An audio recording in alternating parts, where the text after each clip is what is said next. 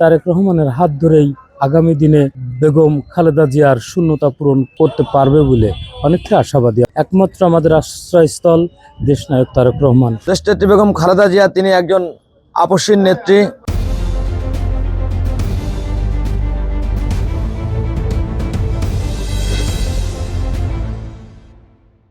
প্রিয় নেত্রী, দেশনেত্রী বেগম খালেদা জিয়া এদেশের 3 বারের নির্বাচিত প্রধানমন্ত্রী। তার শূন্যতা আদৌ আমরা পূরণ করতে পারবো কিনা আমরা জানি না, কারণ সে যে আপসীন নেত্রী, এই দেশের জন্য তার যে ত্যাগ, এই ত্যাগ আদৌ কেউ করতে পারবে কিনা এ নিয়ে আমাদের সন্দেহ।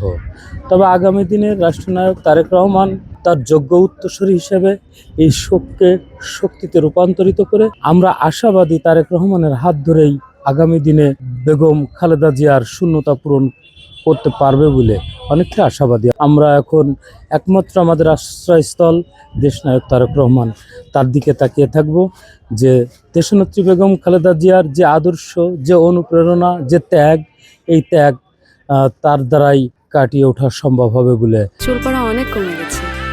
থ্যাংক ইউ মা। চুলের ভিটামিন জুই মাল্টিভিটামিন কোকোনাট অয়েল। শোক শুধু বিএনপি নয়, পুরো বাংলাদেশ শোকাহত। আমরা যারা বিএনপি পরিবার, আমরা গভীরভাবে তার হৃদয় আত্মা মাগফিরাত কামনা করছি। মহান আল্লাহ পাক যেন আমাদের প্রিয় নেত্রীকে জান্নাতুল ফেরদৌস দান করেন এবং সমগ্র বাংলাদেশের প্রতিটা মানুষ আমাদের প্রিয় নেত্রীর জন্য দোয়া করবে এবং আমরা আশা করি সারা বাংলাদেশ এই শোক কাটিয়ে উঠবে এবং নতুনভাবে আমরা আবার এই দেশ পরিচালনার জন্য আমরা এগিয়ে যেতে পারি। দেশনেত্রী বেগম খালেদা জিয়া তিনি একজন আপসীন নেত্রী। তিনি 5ই আগস্টের পরে তিনি তেনাকে যখন মুক্ত করে দেওয়া হলো, জাতীয় নেতৃবৃন্দ তাকে যখন দেখতে গিয়েছিল, তিনি কখনো ফ্যাসিস্ট স্বৈরাচার শেখ হাসিনার বিরুদ্ধে একটা কথাও কিন্তু তিনি বলে নাই। তিনার মধ্যে একজন ভালো নারী, তিনি বাংলাদেশের একজন সাবেক 3 বারের প্রধানমন্ত্রী।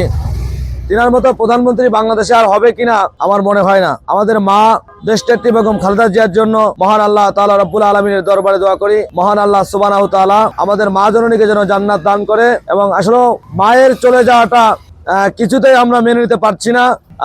আমাদের মা দেশনেত্রী বেগম খালেদা জিয়ার জানাজায় যাব ইনশাআল্লাহ, এবং আপনাদের সকলের জন্য আমাদের মায়ের জন্য দোয়া চাই। কারণ বহুদিন, দীর্ঘ 18 বছর পর আমার ভাই জনাব তারেক রহমান, লাখো কোটি যুবকের অহংকার, তিনি দেশের মাটিতে আসছে। আসলে আমরা চেয়েছিলাম আমাদের মা দেশনেত্রী বেগম খালেদা জিয়া তিনি আবার দেশের প্রধানমন্ত্রী হবে, তিনি আবার এদেশের জনগণের ভাগ্য নিবারণ নিয়ে তিনি কাজ করবে, কিন্তু আল্লাহর ডাকে সাড়া দিয়ে তিনি চলে গিয়েছে। আল্লাহ তাআলার কাছে দোয়া করি আল্লাহ সুবহানাহু ওয়া তাআলা আমাদের মা জননীকে যেন মাফ করে দেয়, এবং সকলের কাছে আমাদের মা জননীর জন্য দোয়া চাই।